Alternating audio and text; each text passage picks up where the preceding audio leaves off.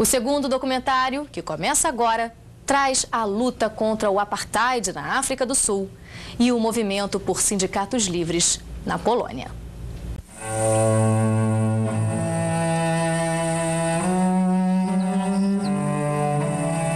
Confined within the walls of a South African jail, the young lawyer from India found no reason to complain. Some say that jail is a palace. Others look upon it as a beautiful garden. Some others hold that through the jail gates we shall pass from our present bondage to freedom. The year was 1907. The young lawyer from India was Mahatma Gandhi.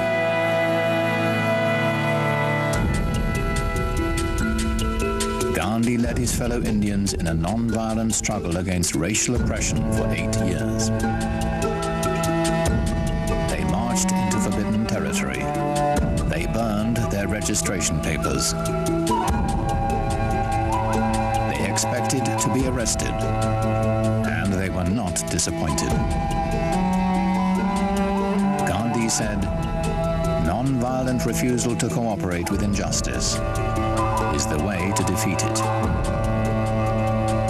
He gave his non-violent weapon a name, Satyagraha, holding to truth.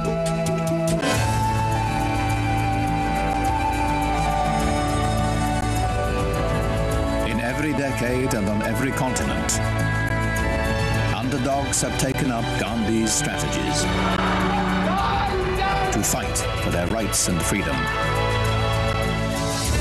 Non-violence means fighting back, but you're fighting back with other weapons.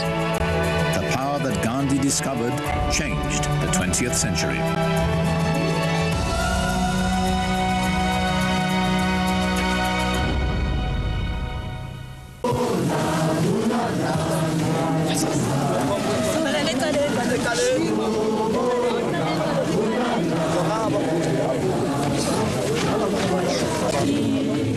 Every weekend, they bury their dead.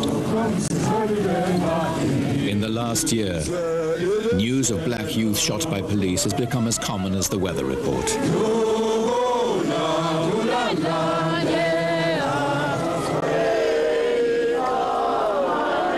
It's been called an uprising. Millions of black South Africans have intensified their struggle for equality, an end to the legalized discrimination called apartheid.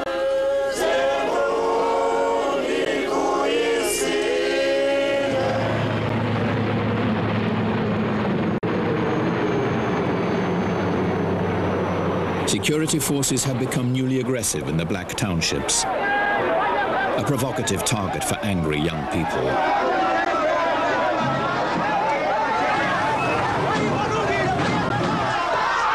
Even innocent bystanders are being caught in the deadly cycle of rising violence. And all the casualties are on one side. Appalled by the bloodshed, a new generation of township leaders is organizing, looking for more effective ways to fight back.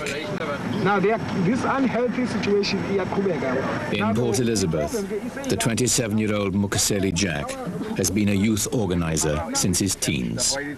There was a frustration in the township as to what was happening. There was a serious confrontation with young people fighting with the police with their bare hands, and police shooting at them without mercy. And then we said, let us expose these policemen for what they are.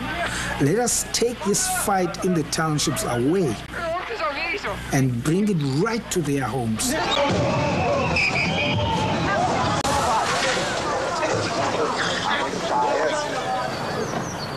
Two miles away, most whites in Port Elizabeth are unaware of the strife.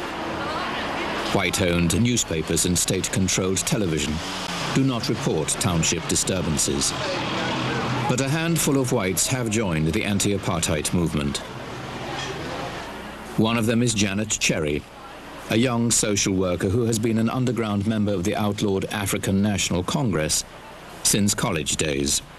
The idea was that we've got to take the struggle into the white areas, not because of any racist motive, but because of that understanding that the state wasn't in fact vulnerable unless you made an impact outside of the townships. The black civic movement has been growing. In 1983, the United Democratic Front was created as a national umbrella for over 600 local civics, street committees, church groups, sports teams, women's clubs. As this organization broadened and broadened and broadened and broadened, it became extremely difficult for the security forces to crush these people, because now you have big centers of resistance within the community. And then slowly, you started everybody to include him in the struggle for justice. And slowly everyone saw his role.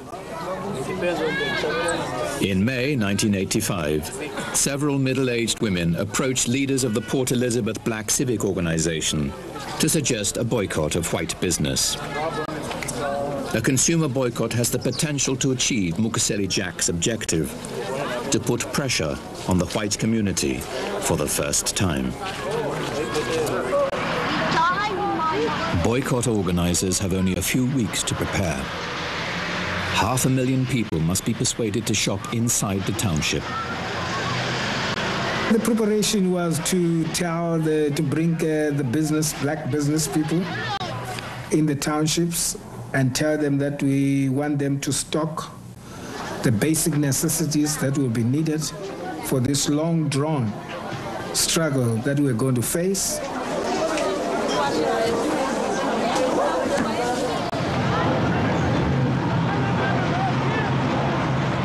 Weekly funerals, the only public gatherings not prohibited by the government, are their only opportunity to rally support for the boycott.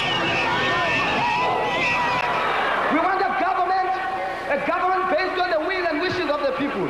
We want a government... 2 days before the boycott will begin, Mukaseli Jack is the main speaker.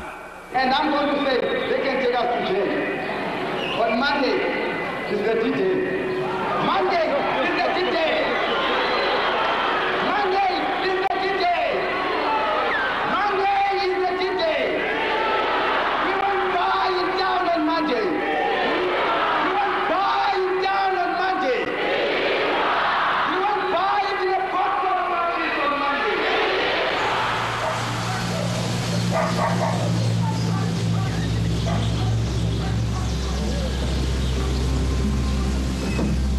It looks the same as any other morning.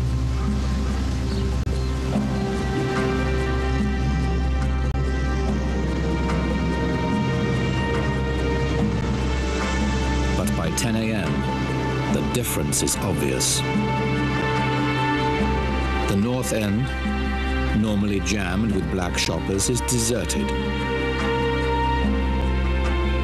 Observers sent to monitor the boycott report 100% compliance. The boycott is the latest tactic in a 10-month uprising. But in only 5 days, it has proven the most effective weapon yet, and it is spreading elsewhere. A genuine threat to the Apartheid regime. A reação do governo sul-africano em defesa do Apartheid e as explosões de fúria entre os jovens prejudicam o movimento pacífico dos negros. Daqui a pouco você vai ver a atuação decisiva do arcebispo Tutu, premiado com o Nobel da Paz, na luta contra o regime de segregação racial. Uma força mais poderosa, um século de conflitos não violentos, é a série que você está vendo hoje inteirinha e que volta logo depois do intervalo. This state of affairs can no longer be tolerated. The government has, in terms of the Public Security Act, Act 3 of 1953, decided to proclaim a state of emergency in the following magisterial districts: Port Elizabeth, Albany, Uitenhage, Cradock, Kirkwood, Somerset East, Adelaide, Port Beaufort, Bedford, Alexandria. the South African army occupies the townships. Travel is restricted. Night and day curfews are imposed. Hundreds are arrested.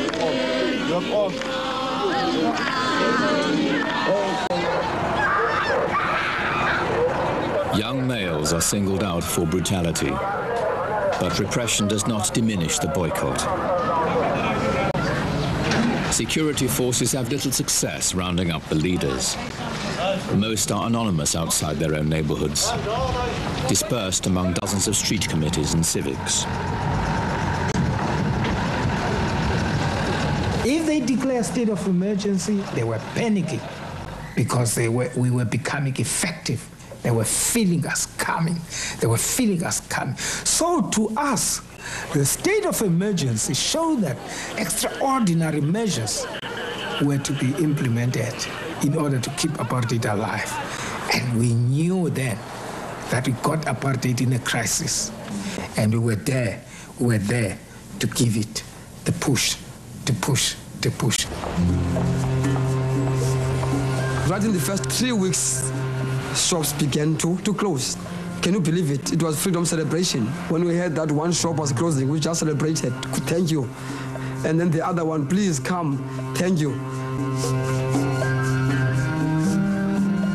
Mukaseli Jack goes into hiding to avoid arrest. Moving from house to house, he consults with the boycott committee on how to exploit their success. They add new conditions to the demands which must be met before they will lift the boycott. We had concrete demands, and these demands dealt in those days with simple things when you look at them today, like opening of public amenities or facilities to all races, taking out of the troops from the township, making this available, whatever was not available, and end discrimination in the workplace, etc. And we also had what we call long term at the time, you know, like talking about Mandela's freedom was like, oh my goodness, this is something, my child, because other people will discourage us about this. No, leave that. That's impossible. We waited until the pain went into the bones. Otherwise, what was the strike for? We waited, we took our time because we're losing nothing and they were losing hundreds of rands. And then the Chamber of Commerce ultimately said we have to talk to them. Many of the demands we have, most of the demands, in fact, we have every sympathy with. After meeting with Jack and the boycott leaders, the Chamber of Commerce director talks with reporters. There are demands which we can address directly, and those we obviously will. There are others which have to be addressed by the government, and we feel there that it's our duty and responsibility. Jack has been a well-known youth leader for several years. Now his role as boycott spokesman has made him a serious threat to the regime. He was an extreme troublemaker, an activist in the true sense of the word, yes. Colonel Lawrence du Plessis was Chief of Military Intelligence for the Eastern Cape Province. They're not really committing a crime. Like you said earlier, if they don't want to buy, it's not a crime if they don't want to buy from people, but it's mass action. And what do? You can't shoot all these people, you can't lock them all up. It's very effective. Now, Gandhi started it, if I'm not wrong, passive resistance. When security forces realize the boycott is not disintegrating, they decide to take action. On the night of August the 2nd, Mukaseli Jack and the boycott leaders are arrested and taken to St. Albans prison. Once the government decided to throw everyone in jail, and you recall that there are about 30,000 people who were thrown into jails in terms of the state of emergency of 1985. Once you remove the leaders, you create even greater conditions of desperation. And you can have a situation of mayhem. And this is what, the state had pushed South Africa into. Spontaneous outbursts by angry young people now jeopardize the movement.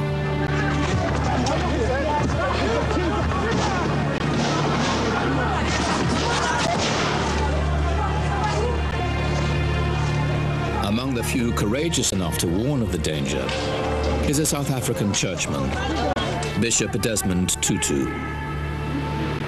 Why must we discredit our cause by using methods which, if they were used against us, we would oppose? And you and I must be those who will walk with heads held high. We will say we used methods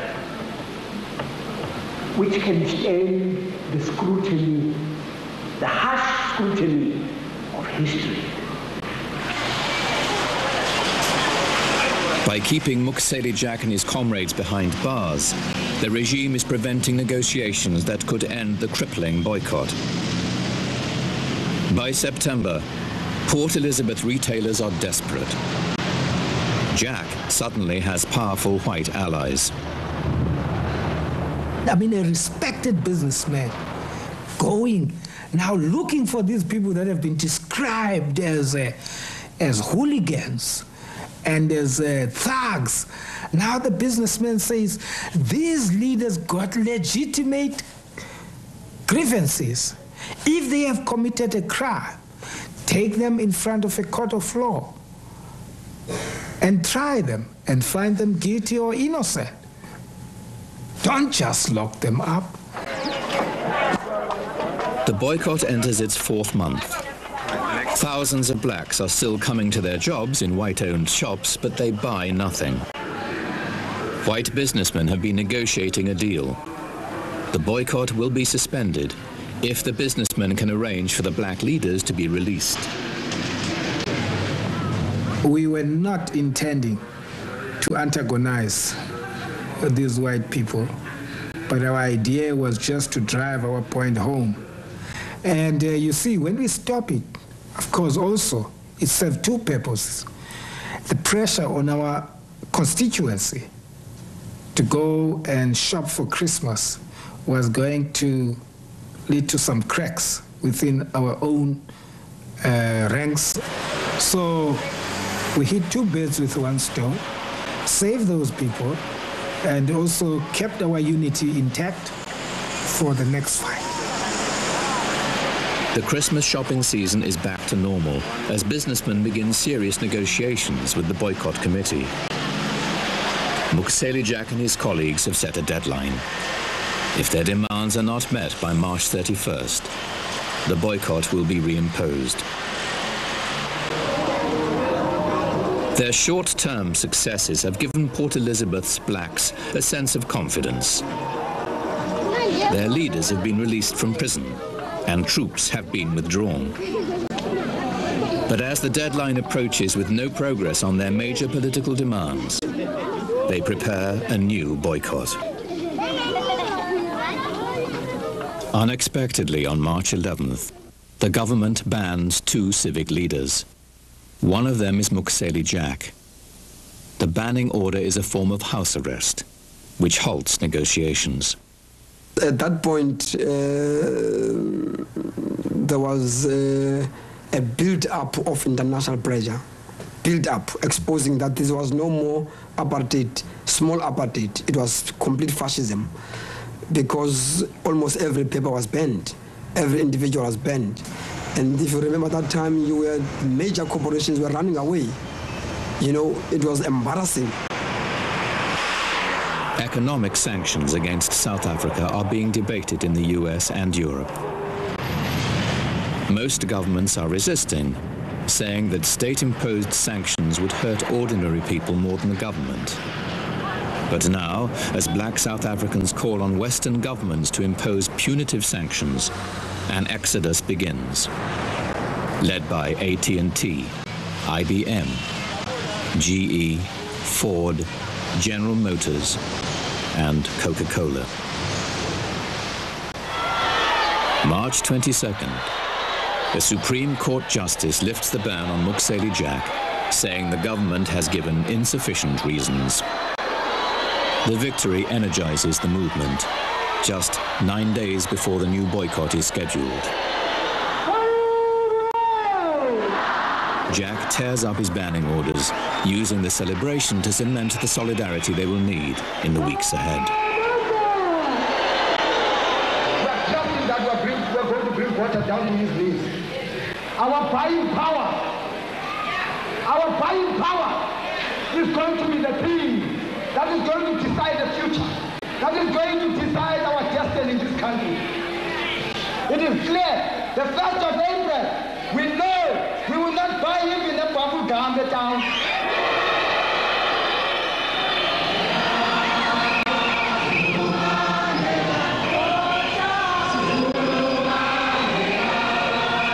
The boycott is on.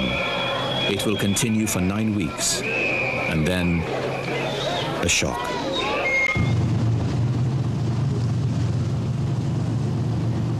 Security forces scour the black townships, arresting thousands. The government has secretly imposed a state of emergency. For hours, police raid the offices of black civics, trade unions, the UDF, the South African Council of Churches, arresting and confiscating documents. Peaceful protesters at the Parliament buildings are dispersed and arrested. Damage to 11 church... 16 hours after the crackdown started, President Botha speaks in Parliament. He cites intelligence reports on the imminent threat of armed revolution by the ANC and Communist Party. These revolutionaries are controlled by a power clique which is typical of Marxist regimes and which is interested only in a violent takeover of power. It is not possible for the reasonable majority to continue the search for a peaceful and democratic solution. It is the second state of emergency in less than a year.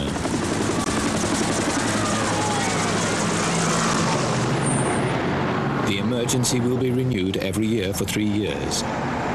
An admission that repression has become the primary function of the state.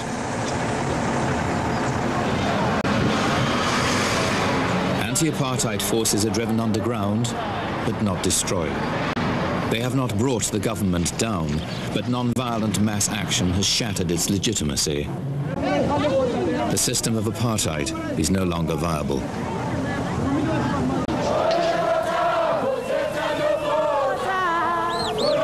Power has shifted to black communities and their social organizations. The end of apartheid is only a matter of time.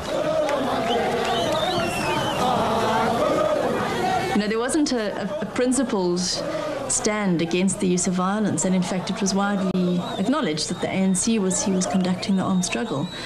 But it was in fact the activities of the UDF in mass organization which brought about the change in South Africa, really. That it was that mass organization which put pressure on the state to ultimately to change. I mean, that brought about the stalemate, the impasse where the state could no longer respond.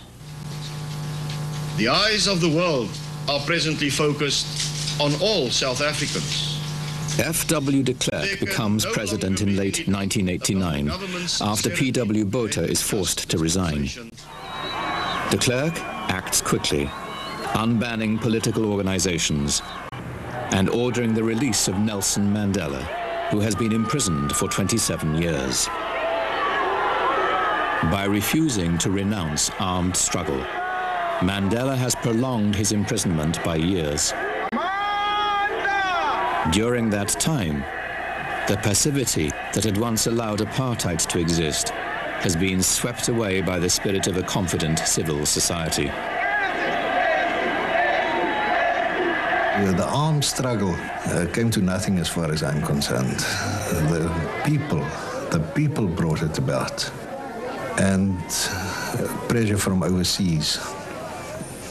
That is what really, in the end, made it clear and people understood that we couldn't go on any. That's why de Klerk had to take the actions that he took. In 1993, Nelson Mandela and F.W. de Klerk share the Nobel Peace Prize for negotiating a constitution that guarantees equal rights for all South Africans. They will soon face each other in South Africa's first democratic elections.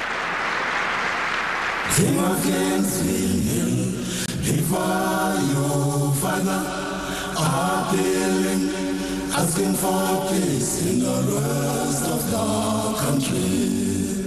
Lord of Lords, kneeling before you, Father, appealing, asking for peace in the rest of the country. They have never in their lives voted, nor have their parents or their grandparents before them. Reveal yourself, reveal yourself, reveal yourself, reveal from heaven. The struggle against apartheid, against the racism in South Africa, fundamentally had been non-violent. We were inspired by what had happened in India, in Poland, in the civil rights movement in the United States, what was happening in the Philippines.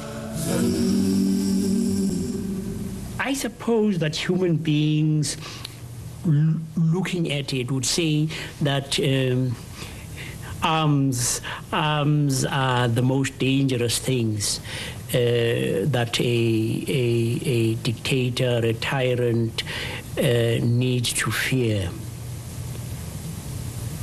But in fact, no. It is when people decide they want to be free. Once they have made up their minds to that, there's nothing that will stop them.